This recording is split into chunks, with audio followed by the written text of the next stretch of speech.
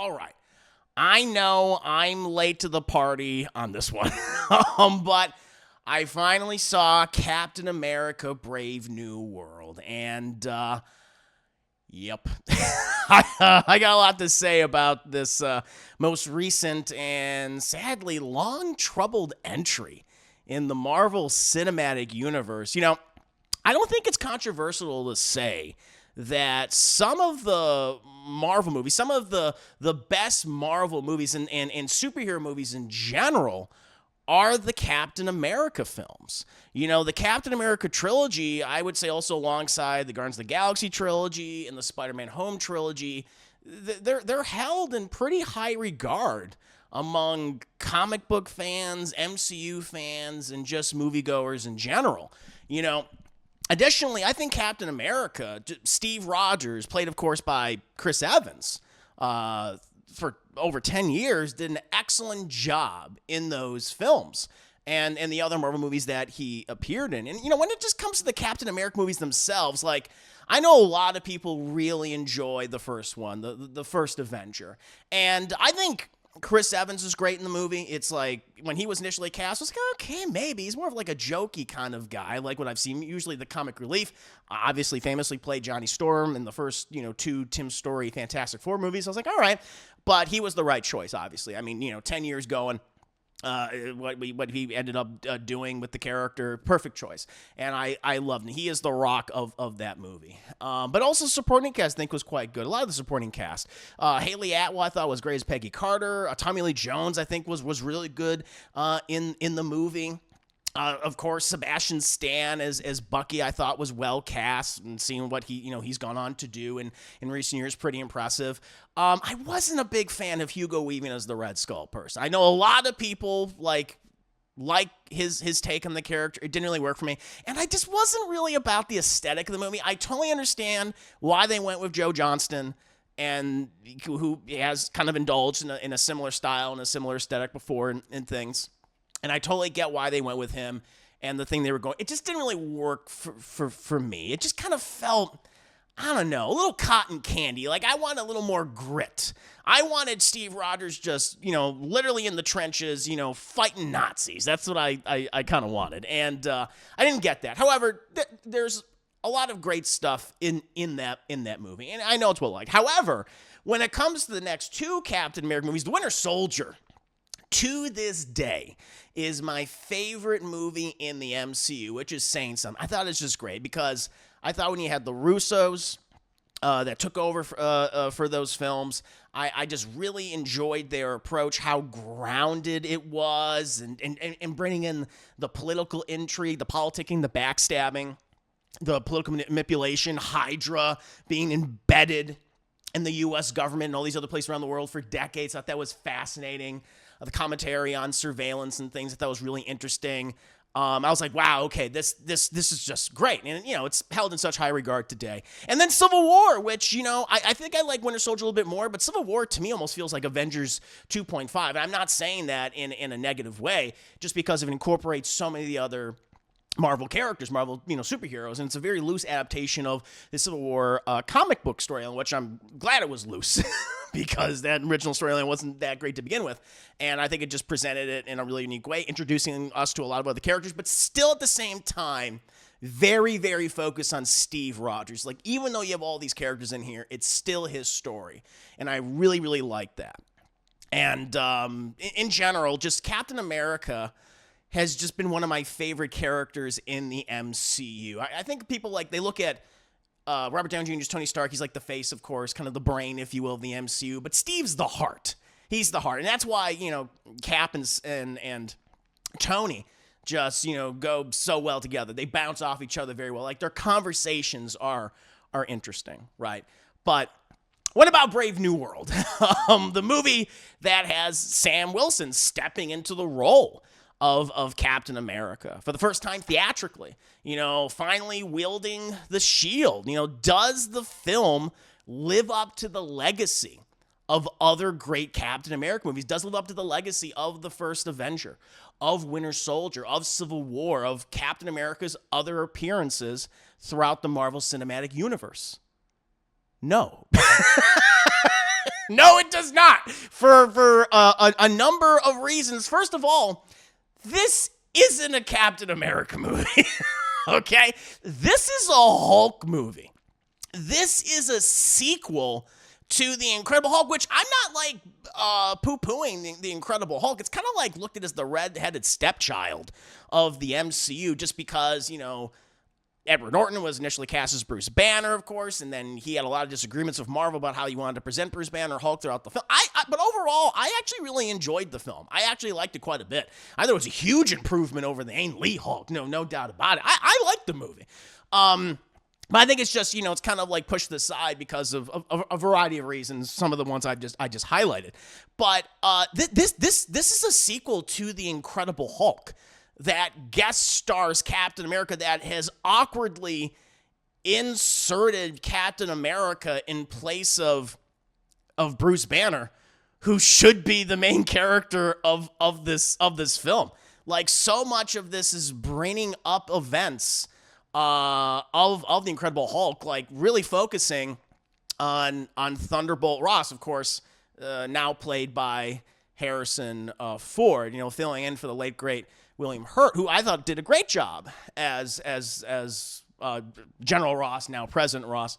I really liked him in those original movies, and you know, it's more focused on Harrison Ford and more focused on Samuel Stearns, played by Tim Blake Nelson, you know, playing the leader and everything that happened between them. Like that's, and also incorporating some other events from the MCU, the Eternals, of course, dealing with adamantium. Like it's all these different things mixed together, and then it just kind of plucks up Anthony Mackie's Captain America and just kind of takes out Bruce Banner and just puts him in there. It's like he's like a square peg trying to get into a round hole in this movie. And I'm sorry, but you can just tell they really didn't know what they were doing with this. Is it the worst Marvel movie? Is it the worst movie in the MCU?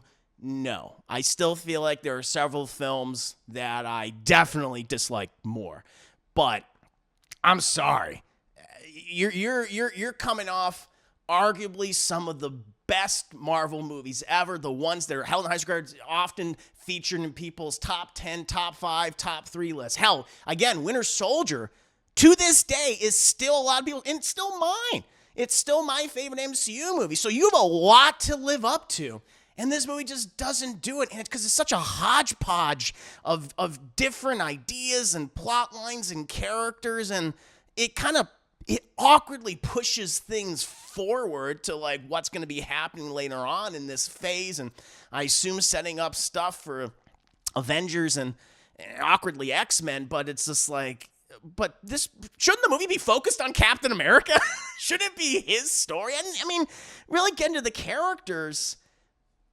Anthony Mackie I like Anthony Mackie as Falcon. I think he has always done a great job throughout these movies, including his introduction in Winter Soldier. I loved his chemistry with Chris Evans and other people. Anytime he showed up in these movies, I thought he did a really good job. And I was totally okay. I know some people took issues like, how dare you give that shield to a black man? A lot of people had issues with that at the end of Avengers Endgame. I did not. Sam Wilson has been given the mantle of Captain America. Bucky Barnes has been given the mantle of Captain America. You have other people be Captain America. I think it's fine. Like, you know, you're not going to have Chris Evans, all these other characters played that, well, you know, we'll see. Played this character for, 50 goddamn years. I don't mind either recasting or just passing the mantle down to someone else. I think that's cool. But this story, this movie underserves his character. He doesn't have an arc in this movie. Like every Captain America movie, even Civil War, which introduced all those characters, had all those characters, it was still always focused on Steve Rogers. It was always, a lot of it was from his perspective. This movie, it just feels like Anthony Mackie, Sam Wilson. It just feels like Cap is a passenger in the Captain America movie. Like, he doesn't really change. And, like, they still deal with that awkwardness of him obviously taking on this mantle and him not being Steve Rogers, Captain America. But it's kind of just pushed to the side because let's get to the Hulk stuff. Let's address all that stuff from over a decade ago in The Incredible Hulk. I'm like, that's fine. We can do a sequel to The Incredible Hulk. I don't mind that. But have it be focused on the Hulk. do that Hulk movie. Don't awkwardly kind of mix and match that stuff with a Captain America film because it underserves your principal character in the movie. You also have Danny Ramirez, who plays Joaquin Torres, who is the new Falcon, who, of course, was introduced, in Falcon in the Winter Soldier. I don't feel like he has a lot to do. I would have liked them to explore more of the relationship between Sam and Torres, between Falcon, and I just don't feel like they got to do. They kind of do that at times. They have like some really, a lot of the humor in this movie just doesn't work. There's some like awkward humor with the new Falcon that just felt really flat to me. And I was like kind of cringy, honestly. And that was so frustrating because the Cap-Falcon relationship in the previous Captain America movies and Avengers films has been so great. And it's just not a priority. It's not really a focus here. Like the focus of, and the one thing I should get to, cutting myself off. Carl Lumbly, of course, returns as Isaiah Bradley, who, of course, introduced in Falcon Winter Soldier, who was the original Black Captain America. And his storyline in that TV series is one of the most interesting aspects of it, where he didn't get all the adulation. He didn't get all the love and support that like Steve Rogers did when he was Captain America. It showed, the dark side, how he was pushed aside and punished for the choices that he made. Similar choices that Steve did, but Steve was rewarded for them. It's like, that is really interesting. And it's getting into a nasty part of America's history. And even he returns here, and they awkwardly have to kind of like reintroduce him because he had not previously been featured in any of the other Marvel movies. It's like he was in a TV show. And so there's also just a lot of exposition in this film. And they do exposition with him, trying to explain him. And obviously some other characters later on, they remind us, they have scenes where even though we had seen stuff like 10 minutes ago, they kind of repeat like what happened in that previous scenes, which just shows me that they didn't know what movie they were filming at the time. Because this thing is so awkwardly put together. It's like a Frankenstein's monster of a Captain America film mixed with, a Hulk movie. But I feel like you have Carl Lumbly, who is a great actor. And it did a great job playing Isaiah Bradley in that show. I feel like he's underserved here. Like all the Captain America stuff in the Captain America movie doesn't work. It's not the focus. What the focus of the movie is, as I said before at the top, is the Hulk stuff. Like the character that has an actual arc in this movie. The character who, to be perfectly honest, is the most interesting person in this film. And what we see them going through is fascinating. And they're a character who is dealing with a warped sense of morality. And that is Harrison Ford as Thunderbolt Ross, as Thaddeus Ross, who of course becomes Red Hulk. Like the politicking involved with him, the political manipulation, they showcase like what he's been doing over time, everything that's happened to him since the events of Incredible Hulk. They explain certain things that have been going on. That part actually really worked for me. And Harrison Ford, I think, is doing great. Like, he's on in this movie. He's not coasting. It's not like, watching him in these later Indiana Jones films. Like, no, he is on, and he's doing the best job that he can with the material. And I actually liked him in the film. But again, I go back to it. It's so weird that the best character in the Captain America movie is not Captain America. It's a Hulk. And the funniest thing in this film is they have this whole mystery surrounding what's going on with Thunderbolt Ross. What's going on with President Ross and his heart condition? And they're like hinting at, what's actually going on is he's a Hulk. And I'm just like, yeah, we know. You spoiled that in the trailers. Like, that's kind of the thing that they've been pushing with this movie. It's not Sam Wilson as Captain America. It's Thaddeus Ross as the Red Hulk. Like, that's the thing that they're leading up to. But it's just like, why are you making this such a big mystery, even though that's inevitably going to happen? Which, again, I go back to this thing with these trailers. They need to do a better job of these trailers. But also in hindsight, watching the movie, it's really the best thing that they have. And so they leaned into it. It's just awkward as the viewer. It's frustrating. But I will say Harrison Ford is the best thing in this movie. I actually really like what they do with him, how his story wraps up and where we see him at the end of the film. And even a lot, like, we'll get to more of the action in just a bit. I have some issues with some of the action. However, a lot of the Red Hulk stuff, in terms of the fight scenes, it looks pretty cool. It actually makes me yearn for the days of Rage Hulk, which I hope we go back to that now. I feel like this was almost a reintroduction. Like, oh, don't worry, we're going to get you Rage Green Hulk too. And they'll probably have Red Hulk fight Green Hulk again, doing all that.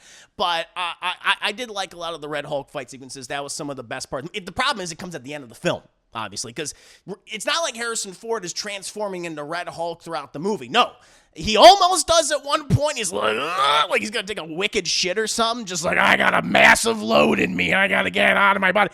And he like starts hulking out, but he calms himself down. It's not till the end of the film where he transforms the Red Hulk. And so the movie just keeps teasing you and teasing you, like, what's going on with him? It's like, well, we already know. But I did like what they end up doing with him. The one aspect that they completely mishandle from The Incredible Hulk is Tim Blake Nelson as Samuel Stearns, who, of course, becomes the leader. You know, he's infected with some of Bruce Banner's gamma-radiated blood. It goes into his head, goes into his brain. And we see that happen in the Incredible Hulk movie. But he's like smiling when it happens and stuff. When he's dealing with the Abomination. But then we never saw him again. Like, whatever happened to that guy? Well, the movie explains what happens to him. And it sucks. It's from top to bottom. Like, Tim Blake Nelson has had some shit luck when it comes to appearing in superhero stuff. Outside of a couple things. Because I think he did Watchmen. He was pretty good in Watchmen. However, this and Van Forstick, it's not great. Like, even from the design, which apparently they went back and did reshoots with him, and you can even find like early concept design of him having the classic leader look, the large head, the hair, the goatee, like all of it.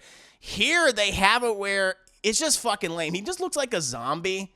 He looks like a zombie with like an engorged like tumor brain, and it just looks really bad. He's just got this gray-green skin, and his motivation makes a lot of sense in the movie. It's like, I get why you're doing what you're doing and why you're so pissed off. He's seeking vengeance against Thunderbolt Ross and the Incredible Hulk cast, basically. Which, again, when Captain America gets involved, he's like, this isn't even about you. It's like, I know. I'm on the leader side. I'm right there with the man. It's not about Captain America. It's the leader in Thunderbolt Ross's story. But like how they show off his powers and when he does, or lack thereof, and when he does of all that, it's just disappointing. It's lame. It's like you could have done a lot of interesting things like with this character, and they just don't really. I'll comment on the leader again towards the end of the review because it kind of gets into a spoiler thing. You know, it's not even a real big spoiler, but really the leader is he's just kind of used as a means to introduce what's going to be coming in the future of this new phase, in my opinion. When it comes to the action scenes and the CGI and the spectacle, I would say it's mostly flat. A lot of it just didn't work for me, which is crazy because especially the last two Captain America movies, like I have some issues with the again, the aesthetics and the choreography and fight scenes in the first Captain America movie. It's too CGI heavy. It looks too floaty. I don't think they showcased Cap's abilities well. However, in Winter Soldier and Civil War and, you know, in Infinity War and Endgame and stuff, I thought how they showcased Cap was great. And just the fight scenes, the hand-to-hand choreography, like all of it looked really good. They try to do that here and it just doesn't work. It just doesn't work. It just, like how it's shot is sloppy. Like what you're seeing just feels really awkward. And then you have these more, like, these bigger scenes. Some of the stuff you see in the trailer of Sam using his suit, going up against, you know, these, you know, planes and stuff in the Indian Ocean where they got the fucking giant celestial, like, right, who's filled to the brim with adamantium. He's got a lot of adamantium in his tummy, and in the United States, like, we want that adamantium. We want it because we're going to take it, and we're going to put it in Wolverine. It'll be awesome, right? Really, the only fight scene, the only action scene that I really enjoyed in the film was the finale with Red Hulk. And even then, there is some real awkward green screen at points. And even, you can just tell that, like, Anthony Mackie is, like, right in front of a green screen. Like, you've seen it. You've probably seen it online. Like, him in front of those cherry blossom trees in Washington, D.C. Sometimes it looks okay. Other times it looks like shit. And it's really, really frustrating. However, that last action scene, for the most part, it does work. But even then, that has that awkwardness. This film is directed by a guy that no one knows. His name is Julius Ona. And I was like, who is Julius Ona? What has he done? The last one of his that I saw was The Cloverfield Paradox, which was wretched. which was not great. And you just heard of all the behind the scenes issues apparently with this guy, how they have to reshoot the movie like multiple times and things. And it also doesn't help that you have 5 different writers on this movie. You didn't even bring in the original writers from the Captain America movies or the later Avengers films. You have 5 other people, and it feels that way. It just feels like a hodgepodge of different ideas. It's like maybe at one point it was more of a Captain America focused film, more a la like Winter Soldier, dealing with the politicking, the backstabbing of it all, which is interesting to me. It worked really well in Winter Soldier, and then, a little bit when it was featured again in Civil War. But then I feel like there was like, it's like, well, we want to introduce more of the Hulk stuff in a way, so let's do that. Let's have this kind of be an awkward sequel to the Incredible Hulk, and then more of the Captain America stuff was pushed to the side, and that's what you inevitably get. It's not a Captain America movie, really. This is an Incredible Hulk sequel that doesn't feature the Incredible Hulk. It's truly weird and truly bizarre. So I was left just not even disappointed. I already was very nervous about this movie, just hearing all the behind the scenes stuff, all the changes and things, and it's like, yeah, well, you can tell Marvel was nervous to release this movie because they knew what they had. They knew what they had was of poor quality, especially, and I go back to this again, especially when compared to those first Captain America movies, that original trilogy. It's not even, I'm not even the biggest fan of the first Avenger. There's things I really like about it, but the first Avenger is much better than this movie. Infinitely better than this movie, because at least it knows what it is doing. It maybe I don't like every choice it makes, but it makes those choices, and it's all in service to Captain America, to Steve Rogers. And that continued on in The Winter Soldier and in Civil War. This does not commit to Sam Wilson. This doesn't commit to his Captain America, and it underserves Anthony Mackie, which is very, very frustrating. And that's the biggest disappointment to me. That's the biggest, that it doesn't service its main character. It just does it to bring up, I guess, Hulk content again for whatever reason, and to push the MCU forward awkwardly, I suppose. Like, I'm gonna spoiler. There's not really much to spoil in this movie, to be perfectly honest. I don't feel like there is. There is an end credit stinger, mid credit stinger, whatever. And it features Anthony Mackie going to the raft, which houses a bunch of supervillains, and where they've captured the leader, and he's like, because he's defeated. But all the shit was revealed about what Thunderbolt Ross has been doing all these years to him. And Anthony Mackie's like, we got you. And the leader's like, you don't know shit. They're coming. And Anthony Mackie's like, who's coming? The leader's like, you'll see. So I guess it's that. I guess he mentions like they're coming from other worlds.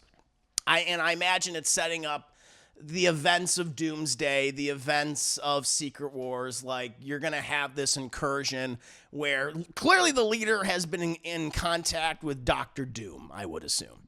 Now, they don't mention Doctor Doom by name, but they kind of imply that's what's going on. So it's kind of like an awkward setup to those Avengers films. And it's like, okay, that's it. That's all you got. Yeah, that's really it. I mean, that's really the spoiler. Like, the other spoiler aspect is, and again, plug your ears if you care, but it is President Ross taking, it's really interesting, it's a president taking responsibility for their actions. and choosing to be like, you know what, I can't be president anymore. Which is like, that's fair. After turning into Red Hulk, I'm like, you know what, I shouldn't do this anymore. I'm like, hey, good on you, man. Like, he has an entire arc in this movie. He realizes, like, I am not a good person. I've made some very poor choices, and I need to make up for it. I'm like, oh, cool. So I like that. I like that aspect. And that's why he's the best character in the Captain America movie and Hulk characters. So, and there's a bunch of other side people in this movie. Giancarlo Esposito, he plays the character of Sidewinder, who's connected to like the Serpent Society and stuff, and which they cut a lot of that out, I think, of one of the versions that they had. He's really I think he came in late. I think he was a part of the reshoots. And listen, Giancarlo Esposito has had a long history of playing villains for the last, at this point, nearly 20 years now. And he's very good at it. It's just, it's a very familiar performance from him now. Like, you have Gus from Breaking Bad, right? Then you got Space Gus. You have The Boys Gus. And he's doing more of that. And I would have liked to have him play like a different character in the MCU. He feels like he's coasting in this movie. He just is like, and he's a great actor, but again, the material just underserves him. There's some other character. There's like an ex-Black Widow in the movie, and I think they changed her character because she was supposed to be the Israeli superhero, but they cut all that out because of the Israeli and Palestinian conflict going on, and so, that was also, you can feel that change there, and that's what it is. It's just, this movie was reshot again, and then edited multiple times, and it just feels like there's huge chunks missing, and it feels like at times they didn't know exactly what came before, so they have these copious amounts of exposition, so you're just like, oh, okay, sure. And it's a disappointing film. It's a disappointing film. It's not the worst Marvel movie. There's several ones that are worse, but my God, it is definitely the worst Captain America movie of the recent Captain America film. I don't know. I kind of like, this might be controversial. I think Reb Brown's Captain America is better than of Captain America Brave New World. I might even, Matt Salinger's Captain. I mean, I don't know, man. If I were to do a ranking, this might be the lowest on that list. I'm not sure. But certainly of the modern Captain America movies, it's by far the weakest. No question about it. But what about you guys? What did you guys think of Captain America Brave New World? It's not the worst, but it's not good. But did you like it? Were you more mixed on it? Or did you not really like it like I did? Did you downright despise it, hate it? Let me know.